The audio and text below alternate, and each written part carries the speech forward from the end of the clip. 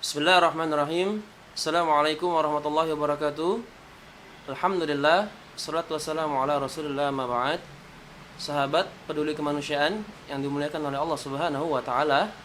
Alhamdulillah, hari ini aksi peduli kemanusiaan insyaallah akan membahas tentang tanya jawab seputar kesehatan dalam program Tanya Jawab Sahabat Peduli Kemanusiaan.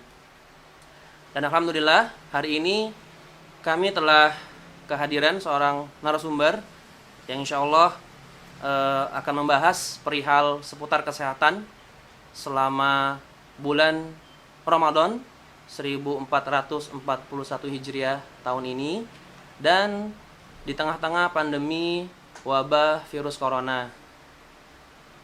Alhamdulillah, ahlan wa sahlan Dr. Vicky Chandra MH selaku Ketua Komite PPI atau Pencegahan dan Pengendalian Infeksi ya Dok, Rumah Sakit Muhammadiyah Kota Palembang. Alhamdulillah kami ucapkan dari aksi peduli kemanusiaan jazakallahu khair wa barakallahu fikum Ustaz Dokter atas kesempatannya dan waktunya. Langsung saja Dok, kita ketahui bahwa akhir-akhir ini masyarakat umum khususnya kaum muslimin sedang dalam kondisi berpuasa di bulan suci Ramadan. Nah, kira-kira adakah efek kesehatan apabila kita berpuasa ini itu bagi tubuh kita? Apakah ada efek kesehatannya atau ada sebaliknya? Baik, bismillahirrahmanirrahim. Puasa ini sangat bermanfaat bagi kesehatan. Sebagaimana yang kita sering dengar, ada ungkapan yang mengatakan sumu tasifu, puasalah kalian maka kalian akan sehat. Tapi ini ungkapan, bukan hadis Nabi SAW. Dalam medis, puasa ini punya manfaat yang sangat banyak. Bagi orang yang sehat, maka dia akan tetap menjaga kesehatannya. Sedangkan bagi orang yang sakit, justru dengan puasa penyakitnya akan terkontrol, bahkan bisa membaik. Contohnya pada pasien-pasien sakit MAH, asam lambung, dengan berpuasa pola makannya menjadi lebih teratur. Itu yang pertama. Pola makan pasien-pasien yang punya sakit MAH atau asam lambung menjadi lebih teratur. Kemudian dari segi emosinya, orang yang puasa itu lebih terkontrol, lebih bisa menahan amarah. Yang ini juga mempunyai efek kesehatan dan bisa memperbaiki sakit asam lambungnya. Dengan dia menjaga stres, menghindari stres, menjaga amarah, itu juga punya efek-efek yang baik untuk kesehatan.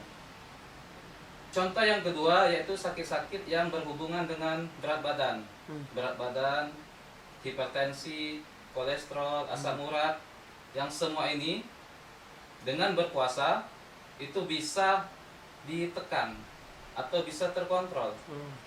Karena penelitian mengatakan orang yang berpuasa kalorinya berkurang dibanding dia tidak berpuasa. Sehingga otomatis rata-rata 5% dari kita setelah selesai puasa ini berkurang berat badan sebanyak 5% rata-rata, bila puasa kita sesuai dengan kaidah-kaidah yang benar.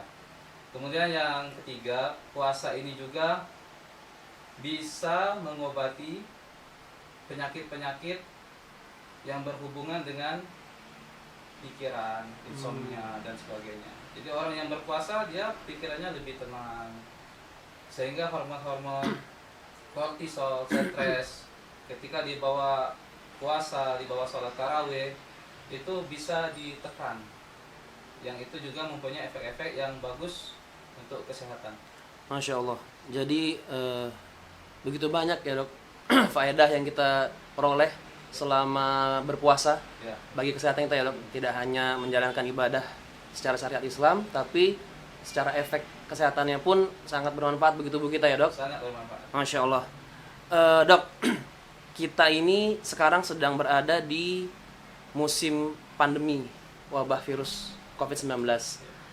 Nah, apakah ada pengaruh Dok dengan adanya wabah ini dan posisi dan kondisi kaum muslimin tepatnya berpuasa, apakah dengan pandemi ini adakah pengaruh bagi kesehatan umat muslim yang berpuasa selama kondisi COVID-19 ini, Dok? Nah, sebelumnya kita perlu tahu dulu istilah COVID-19 itu. Jadi COVID-19 itu Corona Virus Disease 19. Nama virusnya virus corona. Nama penyakitnya COVID-19. Jadi jangan kita tumpang Jangan sampai salah ini ya, Dok. Kalau kita sudah bicara masalah penyakit, berarti COVID-19. Tapi kalau bicara nama virusnya, virus corona. Nah, virus corona ini dia menyerang pada manusia yang sistem imunnya lemah. Pada sistem imun lemah. Jadi kalau kita kaitkan dengan puasa, selama ini tidak ada penelitian yang mengatakan puasa itu menyebabkan penurunan sistem imun. Bahkan sebaliknya, dengan puasa sistem imun kita justru meningkat. Masya Allah. Dan ini kenyataan, kita bisa rasakan sendiri bagaimana saat kita berpuasa tubuh kita lebih fit, lebih segar. Dan penyakit-penyakit yang selama ini kita idap, misalnya ada sakit mah, ada hipertensi, asam urat, kolesterol, atau sakit-sakit sendi, sakit tulang belakang, dengan puasa keluhan-keluhan itu menghilang. Jadi bukannya puasa itu menyebabkan sistem imun kita turun sehingga menyebabkan kita mudah terserang virus corona, justru sebaliknya, dengan puasa sistem imun kita justru lebih meningkat dan itu bisa menjadi tameng kita dari virus corona. Insyaallah. Masya Allah. Jadi sahabat peduli kemanusiaan, jangan khawatir bahwa virus ini tidak mengurangi atau mengurangi imun kita ya, Dok. Betul. Malah dia tidak mengganggu sama sekali ya, Dok. Ya. Jadi insya Allah bagi yang berpuasa tidak ada efek. Sampai hari ini tidak ada penelitian yang sahih dan detail terkait pengaruh dari virus corona ini ya, Dok. Ya. Pengaruh dari puasa dengan penurunan sistem imun. Oh, jadi berarti sampai dari saat ini tidak ada penelitian yang mengatakan orang yang puasa sistem imunnya turun. Masya Allah. Yang itu bisa menyebabkan dia terserang virus corona.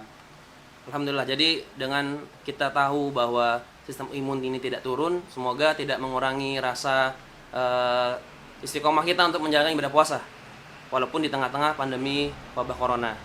Baik, Dok. Berikutnya kira-kira tips-tips kesehatan, Dok, apa saja yang dapat kita lakukan kaum muslimin tempatnya agar tetap fit selama menjalankan ibadah puasa di tengah-tengah pandemi ini, Dok? Yang pertama, sistem imun kita itu akan kuat, terutama di wabah COVID-19 ini. Bagi kaum muslimin yang menjalankan kewajiban berpuasa untuk tidak melupakan sahur. Untuk tidak melupakan sahur dengan memperbanyak makanan yang berserat. Seperti buah-buahan, pisang, jeruk, atau sayur-sayuran, kentang, wortel. Bahkan puasa ini kita dianjurkan, disunahkan memang untuk sahur. Jadi ajaran Islam memang mengajarkan kita untuk sahur. Sebagaimana hadis yang kita ketahui bersama di Sahih Bukhari Muslim dari Anas bin Malik radhiyallahu anhu, Rasulullah sallallahu alaihi wasallam bersabda, "Tasaharu fa inna fis sahuri barakah." Bersahurlah kalian karena dengan sahur itu ada keberkahan. Jadi para ulama mengatakan kalau riwayatnya mengatakan sahur itu ada keberkahan, berarti pada makanannya. Pada makanannya itu ada keberkahan. Dan kita alami.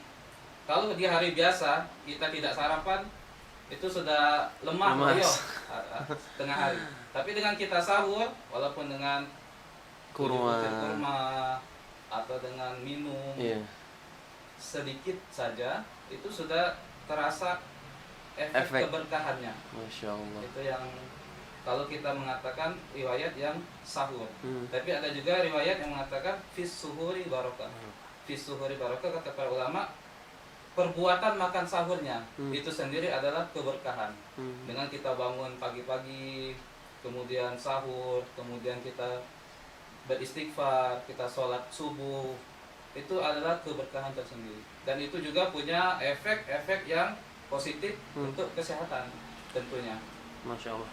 Jadi di samping makanan yang bergizi, sahur Ya. juga salah satu Ya, tips betul. kesehatan ya, di samping syariat agama kita mengajarkan untuk sahur di bulan puasa, tapi efeknya sahur ini juga dapat memberikan kebugaran Ya, untuk tubuh kita ya dok, ya. menjalankan ibadah puasa.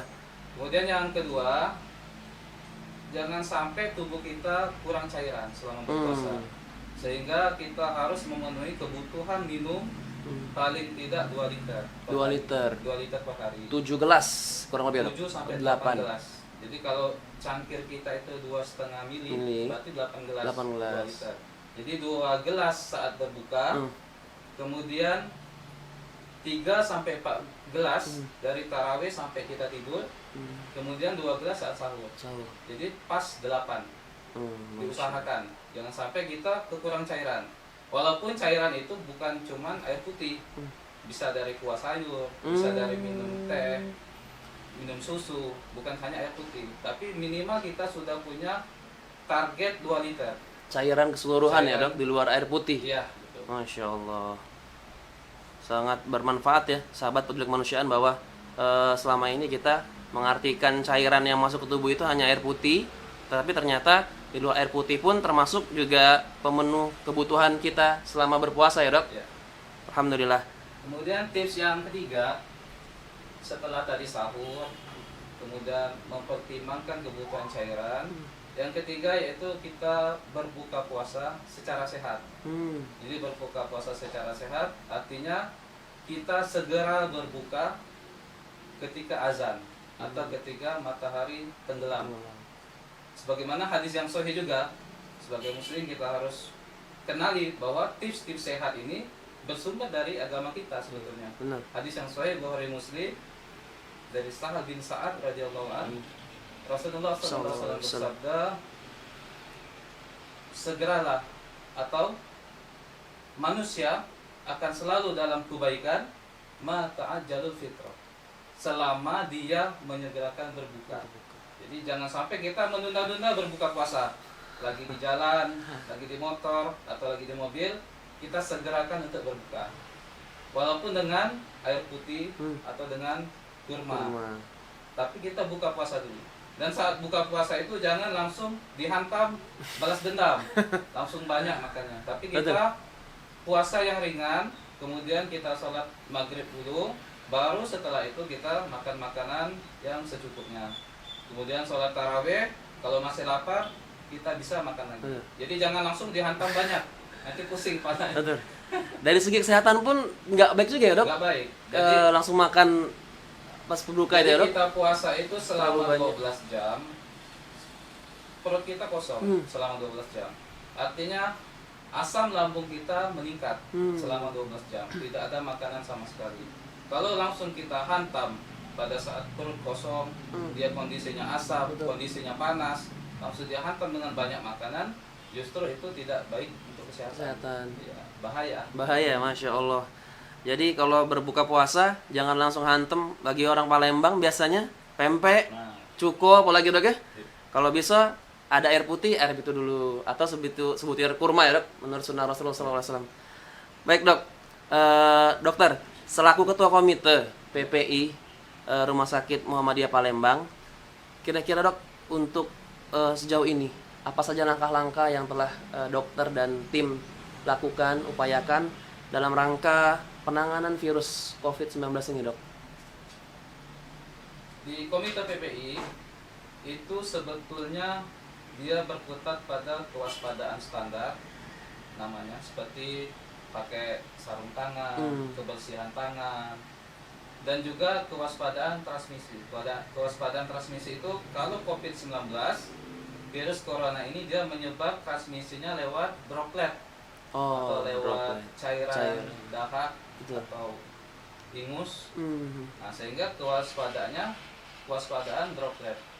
Artinya kita selalu menggunakan masker. Dan droplet itu jangkauannya kurang lebih 1-2 meter. Sehingga kita selalu menjaga physical distancing atau selalu menjaga jarak. Itu yang kita nasihatkan kepada para petugas kesehatan. Dan kewaspadaan pada virus corona ini juga, itu pintu masuknya dia melalui mata, melalui hidung, melalui mulut. Jadi virus itu hanya masuk lewat 3 lubang ini. Jadi bagaimana kita melindungi mata? Dengan kacamata yang lebar, atau kalau di rumah sakit dengan face shield. Bagaimana melindungi hidung dan mulut? Dengan pakai masker. Nah, kemudian selain itu, virus ini juga bisa masuk secara tidak langsung melalui tangan. Melalui tangan. Itulah kenapa kita harus senantiasa cuci tangan. Kalau di dalam rumah sakit itu ada 5 momen cuci tangan. Jadi sebelum kontak dengan pasien, kita cuci tangan dulu. Setelah atau sebelum melakukan tindakan, kita cuci tangan. Kemudian setelah kontak dengan cairan pasien, cuci tangan. Setelah kontak dengan pasien, cuci tangan. Setelah kontak dengan lingkungan sekitar pasien, cuci tangan. Jadi ada 5 waktu cuci tangan. Saking pentingnya cuci tangan ini. Nah, kemudian kita juga di Rumah Sakit Muhammadiyah sebagai rumah sakit Islam, tentunya kita tidak hanya 100% pada usaha-usaha kaunia. Justru Rumah Sakit Muhammadiyah sangat menekankan usaha-usaha syar'i. Jadi kita selalu himbau kepada karyawan untuk sebelum berangkat kerja membaca doa keluar rumah. Membaca doa keluar rumah. Bismillahi tawakkaltu 'ala Allah. La haula wala quwwata illa billah. Jangan sampai kita remehkan. Karena hadis yang sahih riwayat Abu Daud, kata Nabi sallallahu alaihi wasallam, siapa yang membaca zikir ini saat akan keluar rumah, maka dia akan diberi petunjuk, dicukupi kebutuhan, dan dilindungi dari bahaya. Kemudian kita juga nasihatkan pada karyawan ketika sampai di rumah sakit untuk membaca doa A'udzu bikalimatillahi tamma min syarri ma khalaq. Jadi semua karyawan kita rotasi, semuanya kita kasih arahan untuk membaca ini. Jangan lupakan, karena siapa yang membaca ini, sebagaimana hadis riwayat Muslim, kata Nabi SAW, siapa yang singgah di suatu tempat, kemudian dia membaca zikir ini, maka dia akan dilindungi dari bahaya apapun sampai dia meninggalkan tempat tersebut. Jadi sampai dia meninggalkan rumah sakit, dilindungi oleh Allah Subhanahu Wa Taala. Jadi tidak hanya dari jasmaninya yang dijaga, tapi rohaninya harus tetap dijaga kondisi, tetap menggantungkan diri kepada Allah Azza wa Jalla, ya Dok. Mudah-mudahan juga kita doakan sahabat pejuang kemanusiaan, para garda terdepan kita ini, para tenaga medis khususnya di rumah sakit rujukan, agar senantiasa diberikan kesehatan dan dijaga oleh Allah, ya Dok. Amin. Karena mereka inilah garda terdepan yang pertama kali berkontak dan berhadapan dengan orang-orang yang PDP, ODP, yang walau alam kita tidak tahu apakah nanti mereka yang terjangkit secara positif maupun negatif, ya Dok ya. Baik, terakhir Dok, kira-kira pesan dan himbauan bagi masyarakat khususnya untuk Kota Palembang dalam menjaga kesehatan selama bulan Ramadan di tengah pandemi ini, apa kira-kira Dok? Kepada masyarakat Palembang, kami berpesan sebagaimana yang dipesankan oleh Kemenkes maupun pihak kepolisian, untuk kita senantiasa memakai masker. Kemudian kita berusaha untuk melakukan physical distancing. Physical distancing itu apabila kita sangat terpaksa untuk ke satu keperluan, kita di keramaian, kita usahakan untuk menjaga jarak. Kemudian juga social distancing. Sebagaimana yang dijelaskan oleh PNBB, social distancing itu bagaimana kita merubah sesuatu yang sifatnya tatap muka, kita rubah melalui daring atau online. Ya, seperti anak-anak sekolah sekarang sudah melakukan social distancing dengan belajar di rumah. Betul. Dan kita juga menghimbau kepada masyarakat untuk tidak terlalu resah, terlalu sering membaca berita-berita COVID-19. Betul. Sehingga menyebabkan psikosomatis. Nah, psikosomatis itu ketika kita membaca gejala COVID-19, batuk, pilek, sakit tenggorok, langsung kita seolah-olah merasakan gejala tersebut. Nah, itu yang disebut psikosomatis. Kemudian yang terakhir yang tidak kalah penting, sibukkanlah kita di bulan Ramadan ini dengan membaca Al-Quran. Jadi daripada kita selalu update status baca-baca COVID-19 yang tidak ada kepentingannya untuk kita secara langsung, kita sibukkan diri dengan membaca Al-Quran. Perbanyak ibadah. Perbanyak ibadah. Karena ya, betul. Ya, karena sahabat budak kemanusiaan, berita yang kita terima pun belum tentu benar ya dok. Belum Ada tentu hoax benar. segala macam, terutama tentang COVID ini bertebaran di mana-mana yang membuat kita semakin hari semakin was-was, resah, sedangkan kita tidak tahu kebenarannya yang sebenarnya ya dok ya. Iya, betul. Alhamdulillah.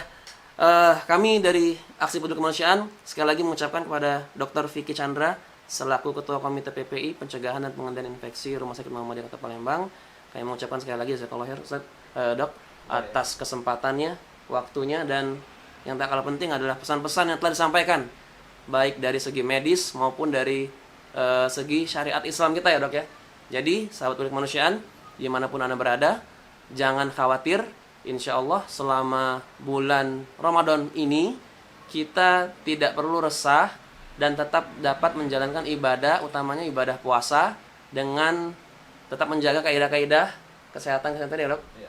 Menjaga kebugaran tubuh, memakan makanan yang sehat, dan tidak lupa yang terpenting sekali tetap mengamalkan ibadah-ibadah yang dituntunkan oleh syariat kita. Dan untuk kali ini kita rasa cukup tanya jawab sahabat peduli kemanusiaan tentang tema menjaga kesehatan selama bulan Ramadan di tengah pandemi wabah corona.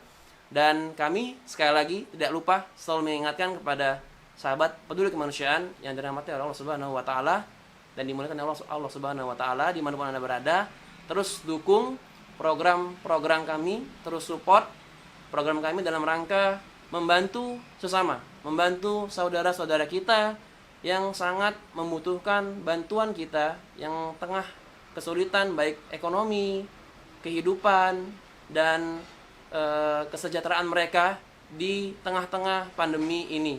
Dan semoga kita berdoa kepada Allah Subhanahu wa taala agar pandemi wabah corona ini segera Allah angkat dan Allah segera gantikan dengan yang lebih baik lagi. Dan jangan lupa sahabat peduli kemanusiaan dapat membantu kami, mensupport kami dengan cara mendonasikan, transfer donasi terbaik Anda ke rekening kami yang tertera di layar kaca. Dan akhir kalam, kami tutup dengan doa kafaratul majlis. Subhanakallahumma bihamdika asyhadu an la ilaha illa anta astaghfiruka wa atubu ilaik. Assalamualaikum warahmatullahi wabarakatuh.